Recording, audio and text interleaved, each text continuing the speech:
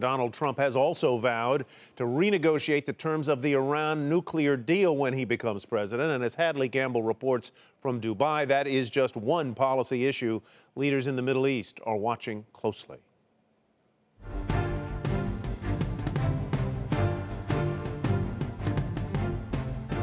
Well, certainly there's some big questions about what happens next here in the region, but no panic, at least not yet. Of course, first off, the Iran nuclear deal. This was the signature foreign policy achievement of the Obama administration, and a lot of questions surrounding whether or not President-elect Trump will attempt to repeal any part of that deal, and if he is successful in doing so, whether or not that's going to have any impact on the country's ability to produce oil, and whether or not prices could go up. And of course, that would be good news for at least the private sector here in the GCC. Another big question, of course, is whether or not this rapprochement with Iran is going to impact the relationship with Iran and the rest of the Gulf countries. Saudi Arabia in particular, hoping, of course, that they'd be speaking to people that they'd spoken to for many years before in a Hillary Clinton administration. A lot of questions now about whether or not President-elect Trump is going to be as amenable to returning to a more traditional foreign policy here in the region. A lot of questions for them, but also some optimism, as we've seen over the last 24 hours or so, leaders across the Middle East, including King Salman of Saudi Arabia, reaching out to the president-elect to congratulate him.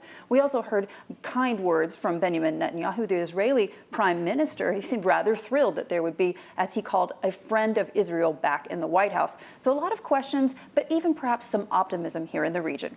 For Nightly Business Report, I'm Hadley Gamble.